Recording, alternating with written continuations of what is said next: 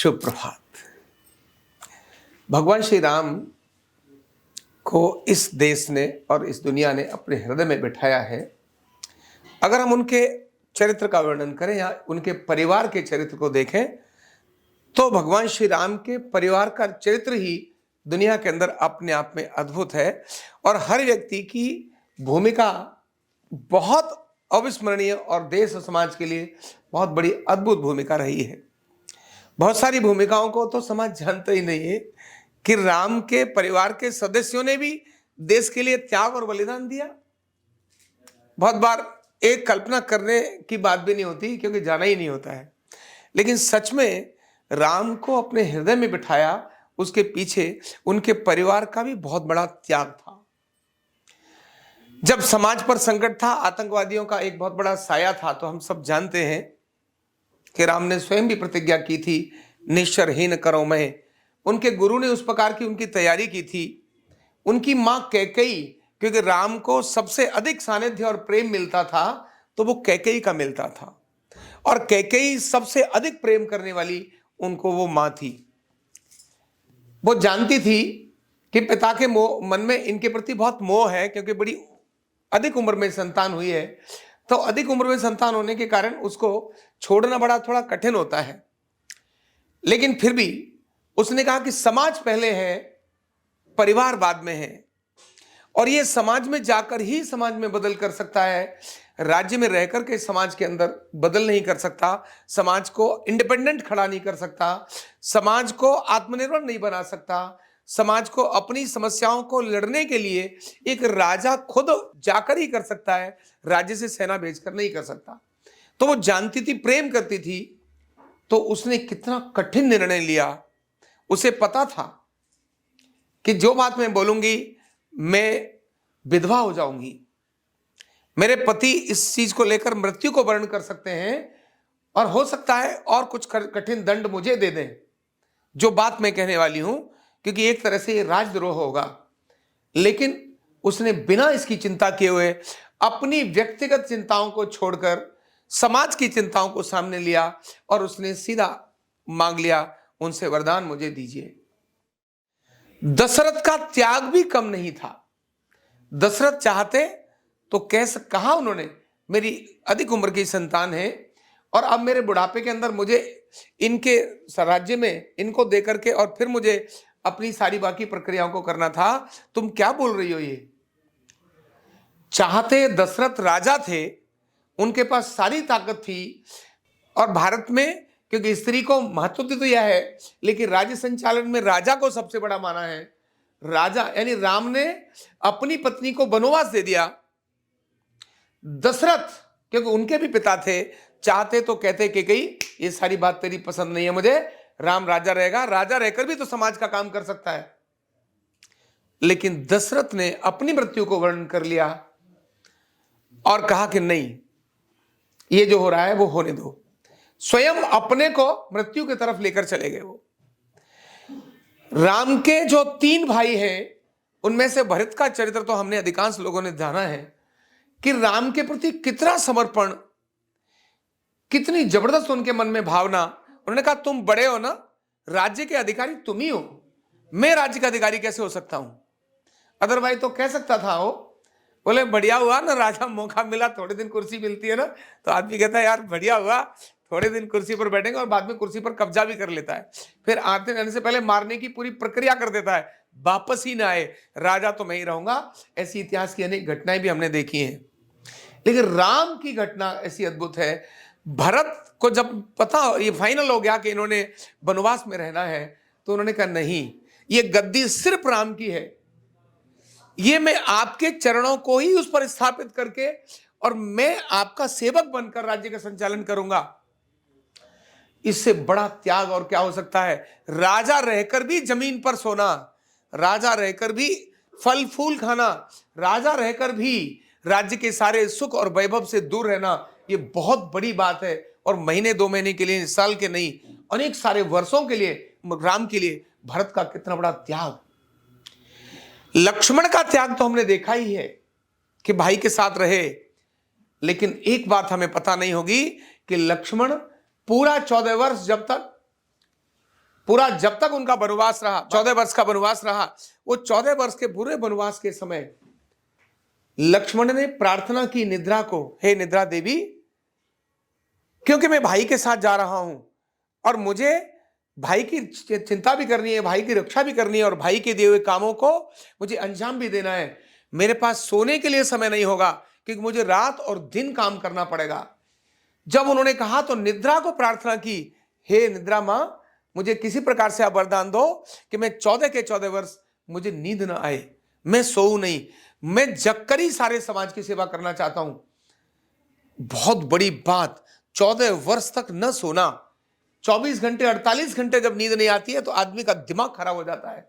जिसको हमारे पास पेशेंट आते हैं वो कहते हैं मैं 6 महीने से सोई नहीं, पागल हो रही होती है, ऐसी शक्ल बनी होती है। 14 वर्ष न सोना ये बहुत बड़ी बात होती है। और उससे भी बड़ी बात उसकी पत्नी का त्याग। और पत्नी का त्याग कैसा? उर्मिला का त्याग, कि जब ये निश्चित हुआ कि लक्ष्मण ने मांगा है उनसे वर कि मुझे निद्रा नहीं चाहिए, तो उन्होंने कहा कि किसी को तो तुम्हारे बदले सोना पड़ेगा। तो लक्ष्मण ने अपनी पत्नी को कहा, उर्मिला, मुझे भाई के साथ जाना है और मुझे अधिक काम करना पड़ेगा, समाज के लिए 24 घंटे काम करना है, तो सोने का क्रम कौन कहेगा? अगर वो कह रही है, उन्होंने कहा है कि भी कोई मेरी जगह सोए, तो उन्होंने कहा आप मुझे बोलिए, ये काम मैं करूंगी। और आपको ध्यान होगा, इतिहास गवाह इस बात का, ग्रंथों के अंदर वर्णन है कि उर्मिला ने पूरे 14 वर्ष उर्मिला का चरित्र केवल निद्रा में गया। यानी वो केवल समाधिस्थ होकर के अपनी निद्रा अवस्था में रही।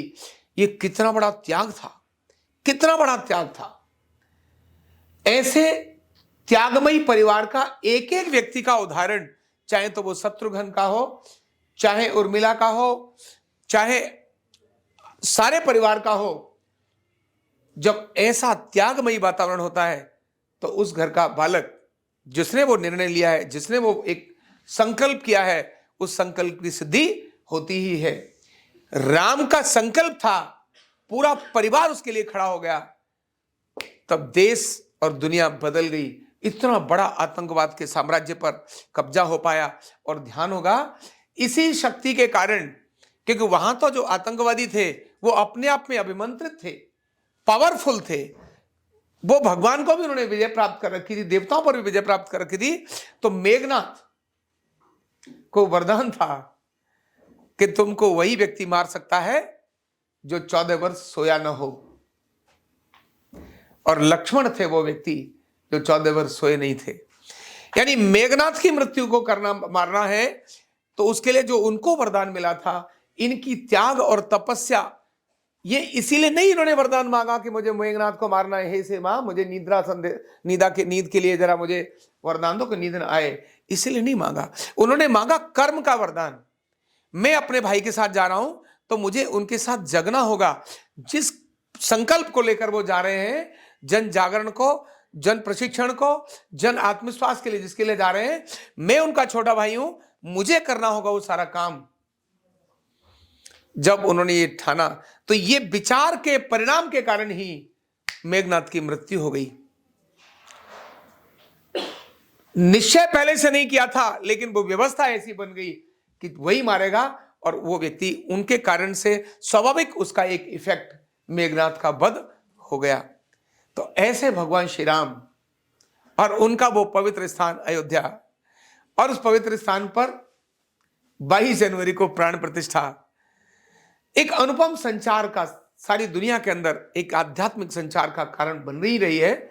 और मैं कितना खुश हूं, न केवल भारत से अपितु सारी दुनिया से राम मंदिर के निर्माण के लिए जो चीजें आई, राम मंदिर की प्राण प्रतिष्ठा, भगवान श्री राम की प्राण प्रतिष्ठा के लिए जो जो चीजें, वस्तुएं सारी दुनिया से आ रही है। ध्यान करना, ये जो सारी दुनिया से आ रही है, मतलब बिल्कुल उसी प्रकार से है कि जैसे गूगल है ना, वर्ल्ड वाइड कनेक्टेड है। जहां जहां गूगल से कनेक्ट, यानी जो सैटेलाइट है ना, उससे सारी दुनिया कनेक्ट है। एक जगह है सैटेलाइट, लेकिन भी बात मैं यहां से करूं कहीं भी हो सकती है, पल भर में हो सकती है। एनर्जी का संचार इस प्रकार से ट्रांसफर होता है। अयोध्या वही सैटेलाइट का केंद्र बन रही है। जहां से दुनिया के जो मेजर ट्रांसमिशन है उसके रिसीवर्स सारी दुनिया के अंदर खड़े होंगे, और जब एक बटन दबता है तो सारी दुनिया के रिसीवर एक्टिवेट हो जाते हैं। एक बटन दबते ही एक ऐसा अनुपम ट्रांसमिशन जहां से किरणें चलती हैं, ऐसा अद्भुत केंद्र अयोध्या होने जा रहा है। ये हम सब के लिए बड़ा सौभाग्य का है। इसीलिए बार बार मैं कहता हूं और मेरे मन में आता है कि 1 वर्ष 2 वर्ष की तो बात ठीक है, पर आने वाले 10 वर्ष के अंदर, 25 वर्ष नहीं, केवल 10 वर्ष के अंदर इसी आध्यात्मिक क्रांति के कारण भारत फिर से दुनिया का प्रथम स्थान लेगा, और भारत का ही सिक्का, भारत का ही रुपया, भारत की ही मुद्रा दुनिया के अंदर चलेगी। लेकिन मुद्रा एक छोटी चीज है, मुद्रा बहुत छोटी चीज है। जो विचार है भारत का, वो जो ज्ञान है भारत का, जो सर्वे भवन्तु सुखिनः सर्वे सन्तु निरामया की जो संकल्पना है भारत की, यह जो संकल्पना है, ये जो दुनिया के अंदर जाएगी, जो भारत की वसुधैव कुटुंबकम की संकल्पना है, ये जब साकार होगी तो भारत, जब कुटुंब ही है सारी दुनिया, तो जो उस कुटुंब का जो मुखिया होता है वो भारत ही है। तो ऐसा भारत दुनिया के अंदर बहुत शीघ्र ही सर्वमान्य हो ही जाएगा, इसमें कोई संदेह नहीं है। इसीलिए 12 जनवरी को बड़े हर्ष उत्साह से हम अपने मन की, अपने शरीर की, अपने परिवार की इस प्रकार की भावनात्मक तैयारी करें कि उस दिन उस पुण्य के भागीदार हम भी बने। बहुत बहुत धन्यवाद। न्यूरोथेरेपी का कंप्लीट कोर्स सीखने के लिए जुड़िए हमारे ऑनलाइन ट्रेनिंग प्रोग्राम से और जानिए करीब 100 बीमारियों का इलाज बिना दवा और बिना मशीन के।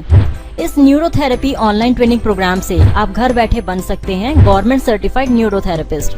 रजिस्ट्रेशन के लिए नीचे दिए गए नंबर पर अभी कॉल करें, और हाँ, हमारे वीडियो को लाइक करना, शेयर करना और चैनल को सब्सक्राइब करना बिल्कुल भी ना भूलें। धन्यवाद।